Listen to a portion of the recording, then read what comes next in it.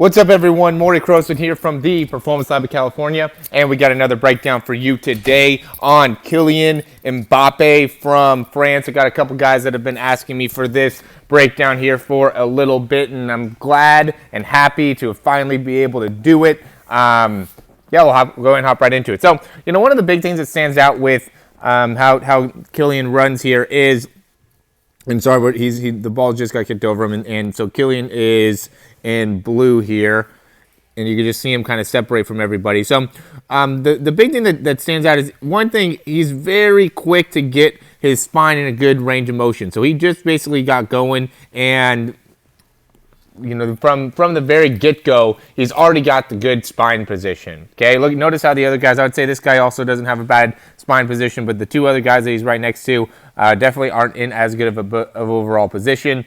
And so, in comparison to Kylian here, as he gets going on the run, so as he gets going, what really stands out to me is really being able to drive his knees up to the same height as the hips, and then very quickly, as he gets that foot coming down, notice how as his foot's coming down, how well his hips are coming underneath him. So what that does is it makes it so when he lands, he's very quickly able to push off and get a lot of force on that push off, and then he doesn't let those feet get stuck behind him too much. So, notice again here, he's getting off, and he's driving with that right leg, and then as he drives up with that right leg, he pulls the rest of his body forward as that right leg is going down towards the ground, and this really helps him in that acceleration phase. Okay, so just because he's able to move his hips so well as his momentum is going, now he's going to be able to get much more turnover in really each one of his feet. Okay, so what's important here is really how much momentum he's getting with his hips,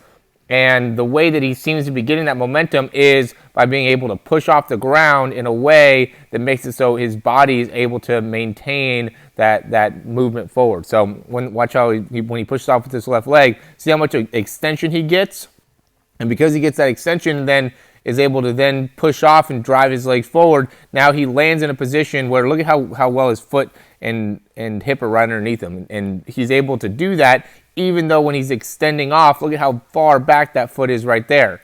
Okay, so that's a very unique thing, being able to push off that far, have that foot right that far back behind his hip, and then still be able to get it all the way up and through. See how that knee comes all the way up and through, and then still land back underneath him, and that foot almost ends up in a position, it's really right underneath him. That's right where you need that foot to land, but he's still able to cycle that leg all the way up and through and make it so his foot is able to pull back a little bit, get a little bit of extension, and pull back. But really, most of his overall speed comes from being able to push off so well and then still be able to drive those hips all the way through as he's pushing off, which is a very, very unique skill to have, and something that is definitely interesting. Whoops, sorry, didn't mean to go back there. So if we look from the front now, what I think is interesting is notice, and we'll let him go through one more time. So notice here, as he's getting that rotation, how he gets a full kind of rotation here with his upper body. So he's fully rotating here with his arms, but he's still able to maintain a pretty straight ahead movement with his hips are able to keep his hips facing straight ahead pretty well. Also, like, belly button's able to face straight ahead pretty well. Then as he transition, notice how early he straightens out that left arm. So that just means there's something going on as he's pulling this arm back, where he's able to still get into extension, even though he's I obviously would never recommend having that arm straight so early. So it definitely doesn't look normal. Watch when he gets going, how he really extends that elbow super early, and doesn't do that on the right side, but does it a lot on the left side.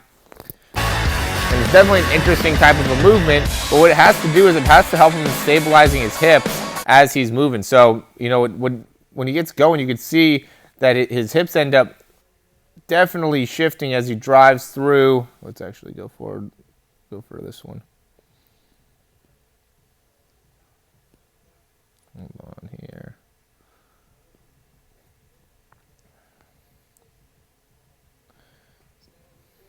So as he's shifting this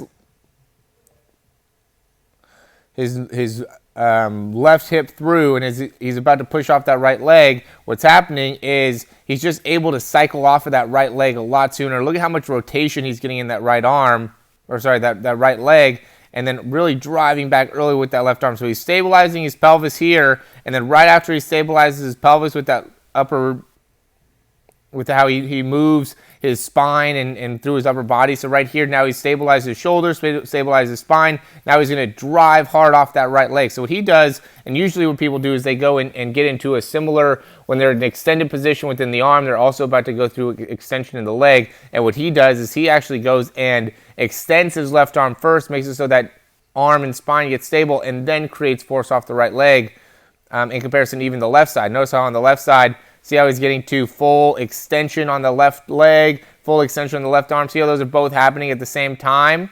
But then when he goes back to this one, and hopefully we'll be able to get it. Yep, we'll be able to get it. So as he's going through, see how he gets the full extension of the left arm first. So now he's stabilizing his spine. Then he pushes off and drives off the right leg. So it's a little bit interesting. And that also has to be some type of mechanism to make it so that pelvis ends up being in a good, stable position as he's propelling himself forward. But, a lot of it comes, and rightfully so, as a soccer player, you'd think this, but he definitely has a lot of hip power in his hips. I mean, that is his driving force. He also doesn't have a super deep hip socket within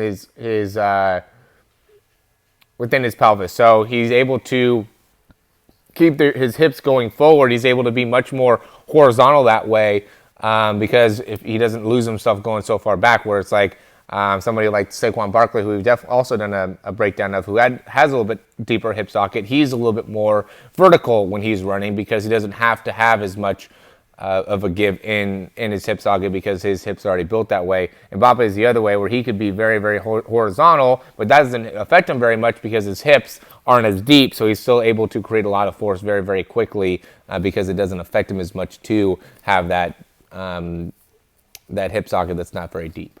All right, as always, guys, let me know if you have any questions, and check out our online programs. Those are always, beneficial. Throw, jump, speed, whatever you guys need to do. We want to be able to help you guys out. If you have any questions, you just go ahead and leave me an email, Morey, M-O-R-E-Y, @yourperformancelab.com. Thanks, and we'll talk to you guys soon. Thank you so much for watching this video. I hope you really enjoyed it, and if you did, you can subscribe down below, and that way you can get updates on any of the new videos that we get. Also, if you want to, you can check out some of our other breakdowns for speed and throwing. We have exercises, also jumping mechanics videos, a lot of great stuff within our channel. Hope you enjoy.